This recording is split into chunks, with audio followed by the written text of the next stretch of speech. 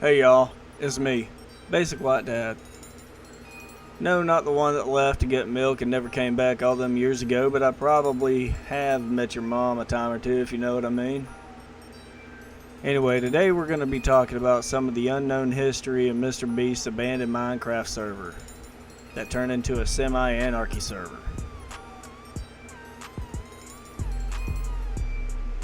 On July 28th, 2020, MrBeast opened a Minecraft server to use for one of his videos.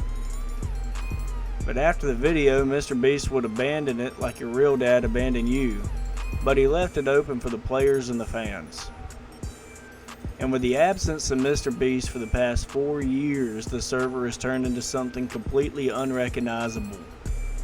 If you've ever played traditional Anarchy servers in the past like I have, such as 2B2T, 9B9T, or some of the many others, you know how chaotic and unchild-friendly these servers can get. But due to the nature of MrBeast's audience being so young, the admins make sure you can't post obscene things in chat or make offensive builds. Which, as a parent who plays on this server with their son, I kind of appreciate that. Because there's just some words that I shouldn't have to explain to somebody so young. But other than that, you can do whatever you want. I can even fly right now. So the server's pretty fun. But there have been two big conflicts that I have knowledge of that have happened on the server, both within the first year of the server's life. The first war we're going to talk about actually happened a few months into the server being open. It was called the Great Simp War. But before we can talk about the war, we need a little bit of background that is to understand what sparked it off. A group called Beast MC Builders had a dream.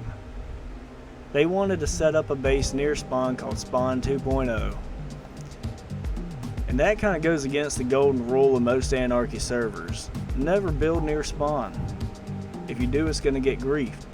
You can see some remnants of griefed bases all around Spawn if you join today. But the base was there to help new players get established with food and basic gear before setting out on their own. But in true Anarchy fashion, there were players who were against the idea and began to grief the base. The griefing got so bad that the group asked the server admin Pluto Wren to spawn protect the base where players could not destroy it. So on August 11th, 2020, Pluto Wren took a poll on the topic, which sparked a lot of debate in Discord and on the server. I actually read some of the messages about it, and honestly I cannot read a single one of them on this video. It got that heated and that spicy. Some players were scared this would kill the server, so they took matters into their own hands and thus began the Great Simp War. Players who were upset with the idea began to grief the base daily. The Beast MC builders fought hard, but eventually the base was destroyed beyond repair. And sadly, the Beast MC builders ended up disbanding, and that ended the Great Simp War. After the Great Simp War sometime in 2020, there was another war. At the time, the server was down to around 5 to 10 players, and a group called Balance had become rich from a recent dupe. But just like most people who become rich overnight, they had no idea what to do with their seemingly endless supply of materials. That's when two of the members, Mighty Hulk and Iron Spider, had an idea. They would build a coliseum on top of the bedrock that was placed during the MrBeast video at Spawn, which you could see the bedrock right here. But they faced two problems. The first problem was it was going to be a big build for just two of them. And the second was there was a massive lava cast on the bedrock itself. Some say it was the biggest on the server, which is exactly what your mom told me last night. But after getting help from the Spawn Protection Association, or SPA for short, and some other people that were on the server, the build itself only took a few days, which is pretty impressive. but it wouldn't really last. According to a player named Cookies, it would be griefed over 20 times, but each time it would get rebuilt. See, it wasn't just a coliseum, it was a monument that brought people together for a common cause. But on January 14, 2022 is where the real story of the Coliseum begins. On that day, an account no one had seen before logged in by the name Deku, the hero name of Izuku Midoriya from My Hero Academia. And just like the anime, he was a nobody that proved to be more than what he seemed. See, Deku had one goal in mind, grief in the Coliseum, and he wasn't alone. Along with his two friends that he brought with him, Bone 79 and Fax, the Coliseum would be griefed countless times, each time coming geared to the teeth and ready for war. And war is what they got. Upon Deku's arrival to the server, will begin the Great Coliseum War, or the Great Colo War as some of the other players call it. See, Deku was beginning to wear the group down, and they came to a conclusion that it had to have been an insider. Someone new to the server shouldn't have been able to have access to the amount of gear Deku and his friends had. Deku started showing up with PvP gear to try to fight Balance, and it worked. He was outnumbered, and the odds were against him, but Deku was winning. Just like that. And the group was breaking out into arguments, and speculation began to spread as to who Deku really was. Meanwhile, over the next few weeks, the griefing would grow from just lava cast to straight up withers. And according to a player named Zors, a member of the SPA was notified by Deku that he and his friends would be logging on the next day to completely destroy the Coliseum, turn it into Nagasaki. Balance was warned, but they believed it was just going to be another wither attack. But what they didn't count on was what they would see when they logged in. The Coliseum was gone. It wasn't just grief, it was mined out completely by hand, reduced down to an unrecognizable shadow of what it used to be. See, I found a base on here a while back built out of nothing but emerald blocks. And I know for a fact it took two of us at least 4 hours to mine it. And that was just 11 shulkers of emerald blocks. So I can only imagine how long it took to mine out all of this obsidian. Needless to say, the group was devastated, but Deku didn't stop there. Remember how I said there were around 10 players on the server? Well, most of them were at the same base called Coral Cliffs. It was only about 2,000 blocks or so away from spawn, but back then the world was a lot smaller, and there were not that many players on the server, so they thought they were safe. And they were wrong. Deku came to the base fueled from grief in the Coliseum and obliterated Coral Cliffs. Here's a world download I got of Coral Cliffs before it got destroyed. It was a beautiful base.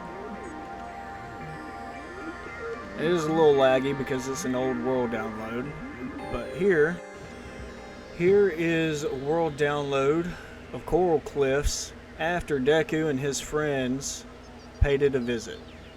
As you can tell, it is destroyed.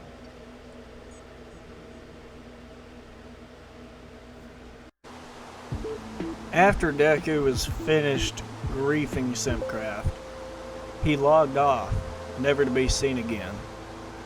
But later it was revealed that a player named JX Fitz was the one who did the grief. And I tried getting a comment from him, but he left me on red. And I wasn't trying to slide in your DMs, man. I just wanted to know why you did it. But when I asked Cookies why he thought he did it, he said he just really enjoyed griefing and really did not like the group balance. But to me, this story is about balance. Where there's creation, there is destruction at the same capacity. Nothing will last forever on a Minecraft Anarchy server. And 3 years later, After FitMC made his video about the server, Balance would rebuild the Coliseum, which is what I'm standing in right now. But in this time, instead of pillars holding it up, it would be a statue of FitMC with a Coliseum on his back. And you can still see remnants, or you could see remnants of FitMC holding it. Sorry, Fit. There it is, right there. The last remnants of the FitMC statue holding the Coliseum up on his back. And there have been other conflicts across the server, but none to the same capacity as the first two. Personally, I think it's about time we have another conflict. Now, I wonder what it's going to be about, and I hope this time I'm actually a part of it. But there's one more topic we need to talk about that happened on Simpcraft.com. What you're looking at here is the remains of a base called Fulcrum 3. Another base built by the group called Balance. And it is the last Fulcrum base to be built so far. See, Fulcrum 1 was built on a different server that is no longer up. Fulcrum 2 was built here on Simpcraft.com in what is known as the early times period of the server. But sadly, it was griefed. What I have here is a world download of Fulcrum 2. Just like all the other world downloads, these are pretty laggy, but as you can tell, this base was another beautiful base. The architecture was great. I wish I could build like this. And I don't know too much about why Fulcrum 2 got griefed, or who really griefed it. But what I do know about is Fulcrum 3. See, after Fulcrum 2 got griefed, there was no plans to rebuild another Fulcrum. That was until Carl Jacobs, also known as Gamerboard Carl, logged on the server. When that happened, the group knew they had to make a base for him to see, and so began plans for Fulcrum 3. Part of the base design was 2 dragons, which you can see one of them to the bottom left of me right here. And that was going to be a design for an end base. But this base was going to be the biggest base constructed on the server. Weeks of preparing and making farms and grinding materials were put in by the group to build Fulcrum 3. But on June 28, 2023, tragedy would strike. The base was around 75% complete when 2 players, Zors and Cookies, were online with around 60 other players. Cookies and Zors were at the base when an unknown player typed a command in chat which caused Cookies' client to respond by posting their coordinates for everybody to see. They immediately started to panic and move all the resources, and then they just sat there and waited to see if anybody would come. The next day, Cookies would alert Balance in their Discord group that 3 players were on the way to turn Fulcrum 3 into Hiroshima. Those players were Party Pixel Party, Nagaris, and Discord Kidney. They came ready for a fight. They brought PvP gear, TNT, and withers, and there's still some withers down here that have made the ruins of Fulcrum 3 their home.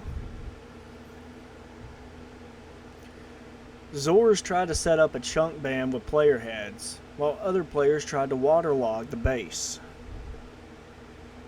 But neither one of them worked. One of the griefers would end up getting killed, but the griefing was just too much. They knew the base was lost, and Zors said that he just started picking up the TNT that they were placing to save it for a later date. And that's the story of the biggest base on the server falling due to an exploit. I really hope you enjoyed the video, and if there was anything I missed or messed up, please let me know in the comments. Thank you all for watching.